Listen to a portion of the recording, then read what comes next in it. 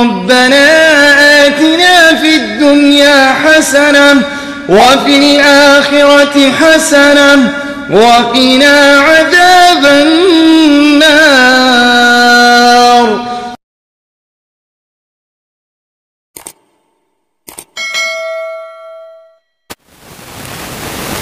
حاضرین جمعہ، خطبۃ الحاجہ کے بعد میں نے آپ کے سامنے سورۃ الذاریات کی آیت نمبر 20 سے آیت نمبر 23 تک پڑھی ہے۔ ان آیات میں اللہ تبارک و تعالی ارشاد فرماتا ہے وَفِي الْأَرْضِ آیَاتٌ لِّلْمُوقِنِينَ، اور زمین میں یقین کرنے والوں کے لیے بہت ساری نشانیاں ہیں۔ وَفِي أَنفُسِكُمْ أَفَلَا تُبْصِرُونَ، اور خود تمہاری ذات کے اندر بھی بہت ساری نشانیاں ہیں۔ أَفَلَا تُبْصِرُونَ، کیا تم دیکھتے نہیں؟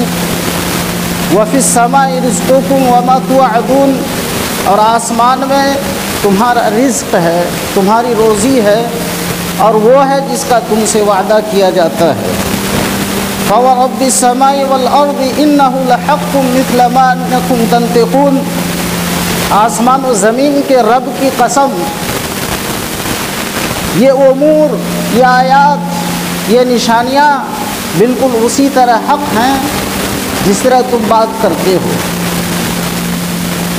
تو ان آیات کے اندر اللہ تبارک و تعالی نے یقین والوں کے بارے میں کہا، اہل یقین کے بارے میں کہا کہ اہل یقین کے لیے زمین کے اندر بہت ساری نشانیاں ہیں جو اللہ تبارک و تعالیٰ کی وحدانیت پر دلالت کرتی ہیں۔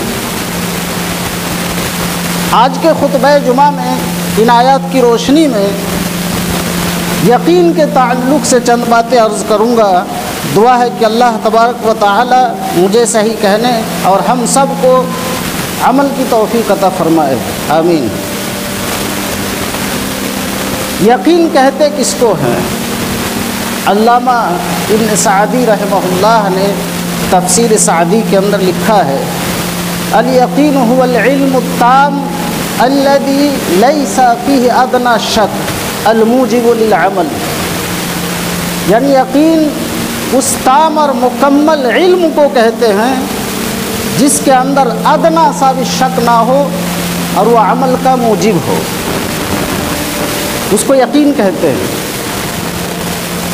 علامہ ابن قیم رحمہ اللہ نے مدارج السالکین کے اندر لکھا ہے الیقین من الایمان بمنزلۃ الروح من الجسد، یعنی یقین کا ایمان میں وہی حصہ ہے جو روح کا جسم سے ہے، جو روح کا تعلق جسم سے ہے اسی طرح کا تعلق یقین کا ایمان سے ہے۔ یعنی جس طرح بنا روح کے جسم کا کوئی معنی نہیں، جسم بیکار ہے، لغو ہے، اس کا کوئی فائدہ نہیں، اسی طرح سے اگر ایمان میں یقین نہ ہو تو اس ایمان کا کوئی فائدہ نہیں۔ تو گویا یقین جو ہے یہ ایمان کا سب سے اعلیٰ درجہ ہے۔ یقین ہے تو سب کچھ ہے۔ آدمی کے اندر اگر یقین ہے تو اللہ تبارک و تعالیٰ کی وحدانیت کی گواہی دے گا، رسول کی رسالت پر اس کا ایمان ہوگا، آخرت کے دن پر اس کا ایمان ہوگا، جنت پر ایمان ہوگا، جہنم پر ایمان ہوگا، قبر پر ایمان ہوگا، عذاب قبر پر اس کا یقین ہوگا، حشر نشر پر یقین ہوگا، ساری چیزوں پر یقین ہوگا۔ لیکن اگر کوئی یقین سے خالی ہو تو ان تمام چیزوں پر وہ ایمان اس کا نہیں ہوگا۔